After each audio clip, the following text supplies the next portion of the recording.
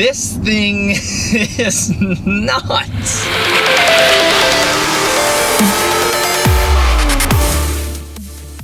What is going on, guys, and welcome back to Drive New Hampshire. And say hello to, well, I can't believe I'm saying this, but the 2013 Cadillac CTS-V Wagon with a stick shift. A one of around 500 models made. I am so tingly right now.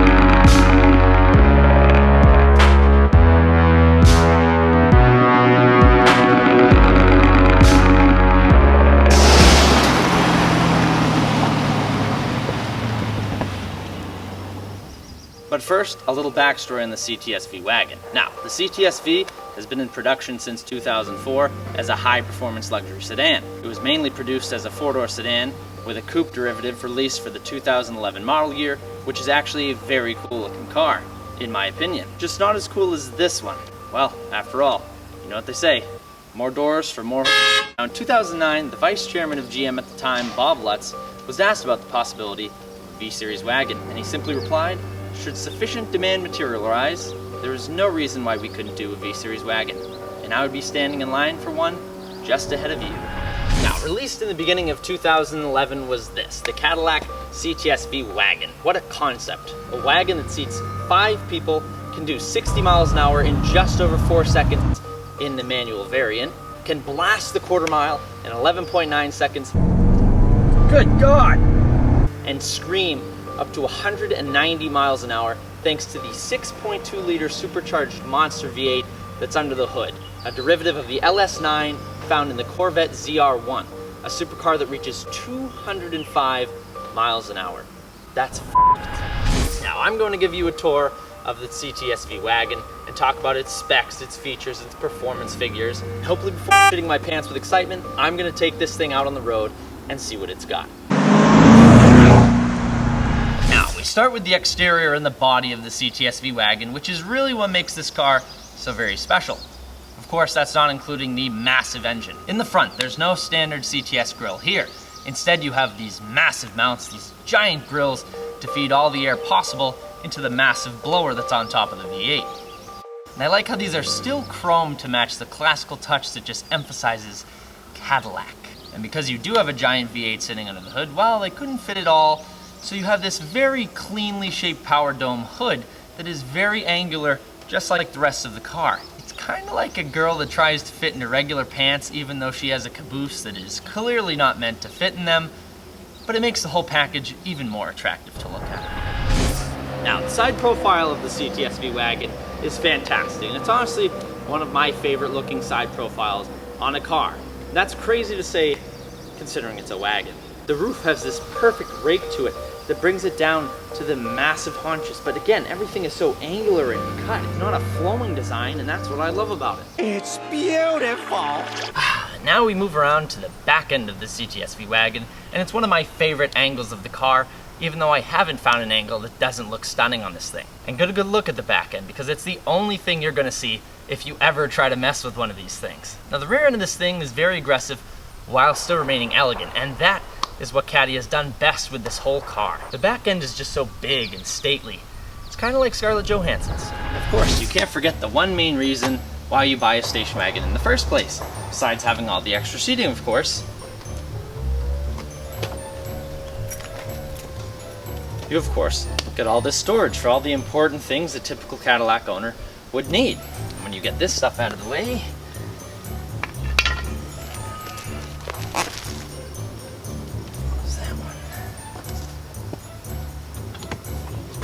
also get this hidden storage under here. Holds 5 people, has almost 600 horsepower, and 25 cubic feet of storage space when you put the back seat down. How do you beat this thing? Just don't forget to put your important stuff back in the trunk. It'll be a rough night without those. This is an important one. Always good to have. Ah, the joys of having a station wagon.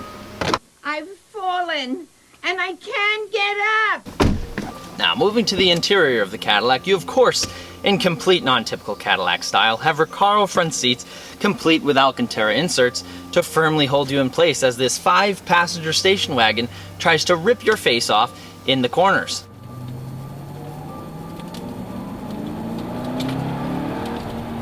And the Recaro seats are actually heated and cooled. You also get Alcantara on the steering wheel with these great 10 and 2 notches. And the final Cadillac touch, a nice analog clock front and center. So even if you are an 80-year-old man who mistakenly bought the V-Wagon as opposed to the regular wagon, you will have the classic Cadillac touch comforting you as this car tries to kill you. Oh, tight squeeze. Whew. Now, the back seat is no slouch in this car either. If I could actually fit in the back, I'd tell you that they support you actually relatively well for a rear seat. You still get the Alcantara inserts in the back, of course, and for shits and giggles, because I already make enough of an ass of myself, I will try to get in the back seat of the CTSV wagon. Now, just a note, I'm sure you heard it before, but I am 6'5", so this might be a little bit of a tight squeeze. Here it is. Phew. Now, unfortunately, if I was sitting behind myself, I would have to amputate my leg in order to shut the door, but that's not the only problem because my head is also pressed firmly against that beautifully sloped roofline, so that might have to come off as well. The things we do to look good. What did you think, I was going to end this before showing you the engine? Of course not. And this, of course, is the animal that is the 6.2-liter LSA engine.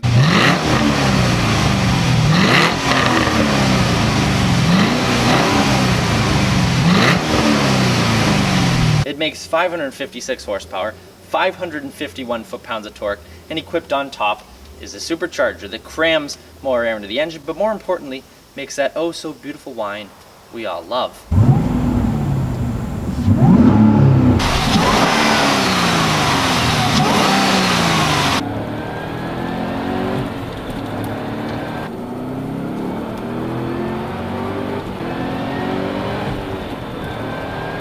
It pushes this car to a top speed of 190 miles an hour. And the craziest thing about that statistic is that's actually faster than every plane that's in this hangar behind me. A station wagon that's faster than an airplane. This thing is crazy.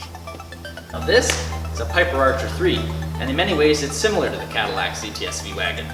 Actually, the wagon is better. Now this plane holds 4 passengers.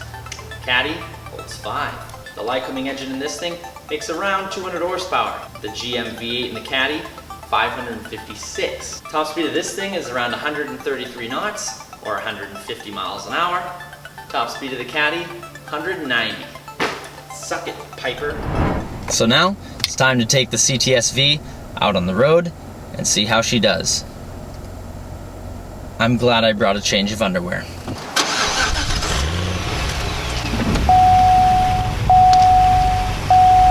Put her in sport. So the basic formula for this Cadillac CTS-V is very, very simple. You take the body of a Cadillac station wagon, you give it magnetic ride control as seen in the Camaro and the Corvette,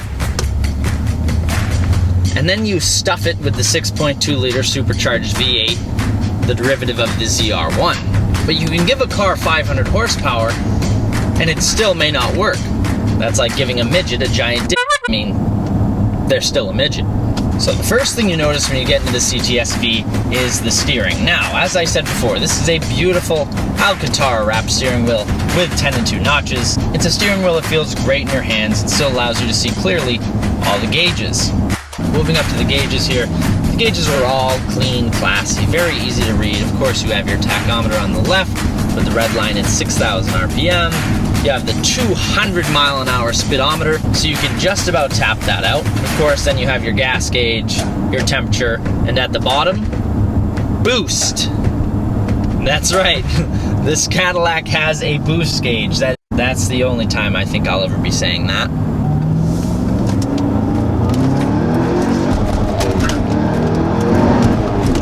Holy f***.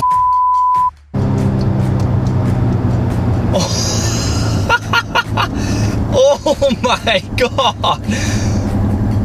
What the hell? This thing is nuts!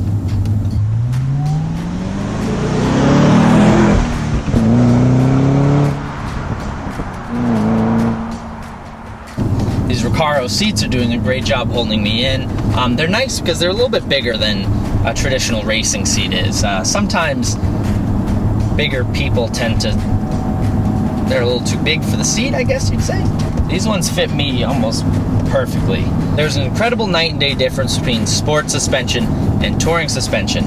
And when I was reading up on this car, I didn't realize that it also changed the steering as well. Now when you put the suspension in sport, it firms up the suspension, it firms up the steering. It actually makes everything very firm, almost as firm as I was when I heard I was going to be driving this. This thing is a completely different animal when you put it in sport. Now, the magnetic ride control in this is awesome. This is also featured in the Corvettes and Camaros, and it's just GM wizardry because it works so fantastic. If you watched my last review on a C6 Corvette, that was an option on that era of Corvette. And while that car handled absolutely magnificently, you didn't have the adjustability that you have with this. Because this is a station wagon, you can put it into touring mode and you can go on a nice long drive with the family. But if you go on a nice long drive with this thing and it's in sport suspension, well, you're gonna need puke bags for the back. I'm going to throw up. Because that's for handling. I mean, this is second to none. This thing is aero straight. It goes right where you want it to be. The steering has a nice feel to it. There really is absolutely no numbness to it. It's nice, it's stiff, it's firm. That's what she said. That's what she said? And if you didn't look behind you and you were purely looking out the front of the windshield and you were in sport mode, I don't believe you would have any idea that this was a wagon. For all you'd know, this was a Corvette, because honestly, that's how it handles. This thing does weigh a touch under 4,300 pounds. The automatic version weighs a little bit more than that. And I'm not really feeling that much of the weight. I mean, I'm going around some pretty steep bends. They're very hilly, and the car is behaving as a sport coupe would. And of course, we can't ignore the elephant in the room. This whole entire ride, you can hear this faint little whine, of course, coming from the supercharger. When you're cruising around at slower speeds, you don't hear it a ton. Every once in a while, you just get a faint, very faint whisper of it, like a preview of the hell that can be unleashed when you open it up. But as for the exhaust, when you're cruising around, you just get a faint rumble. It's nothing annoying, and it sounds very, very classy. But when you do open it up,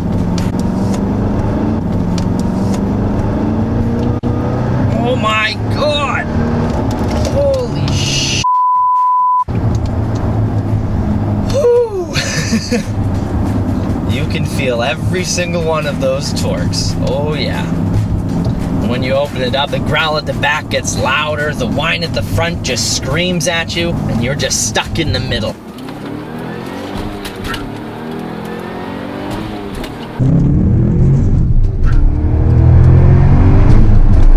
I really don't know what else there is to say about the power. This thing has almost 600 horsepower.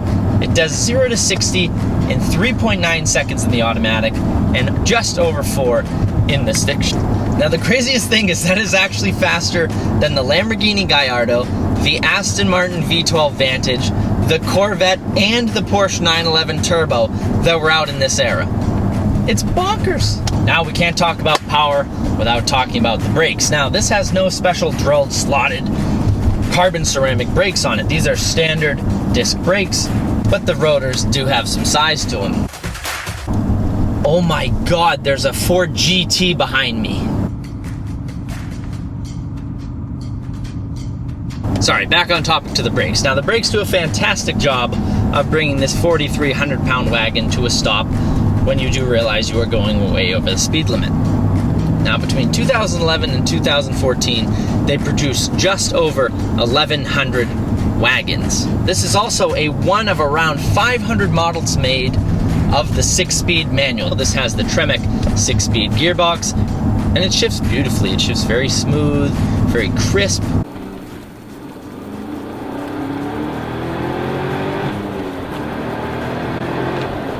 It sure beats the hell out of the 4-speed Borg Warner in my Camaro. Then again, this is a new Cadillac. I should hope it would. Now, one thing you will notice is the clutch. It grabs really, really high. Now, my foot was almost completely off the clutch pedal by the time it actually grabbed. Again, this is hydraulic clutch. That probably has something to do with it. Now, I've taken the wagon out of sport suspension. Now I'm in touring mode. There's only two modes, as I said. There's sport and there's touring. And the instant you put it into touring mode, you notice just how different the steering feels. It gets much lighter, it's not as stiff, and the whole entire ride is not as firm, but it still is relatively firm for what it is. I'm not going to say this is like a CTS or an ATS. You can still feel it hitting bumps, and I'm sure you can see the camera bouncing around. It's not the smoothest ride when you're not in touring mode, but then again, you don't buy a V-Wagon to have a smooth ride. You obviously know what kind of animal you just bought.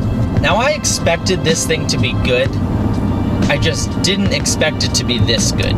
You really just don't understand what driving this car is like until you drive one.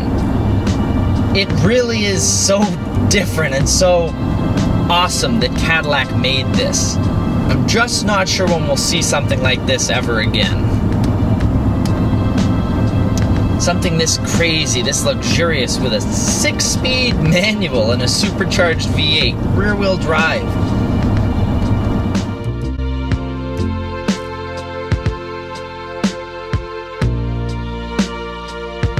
So again, I want to thank you all very much for watching this review, and I hope you had as much pleasure watching it as I did filming it.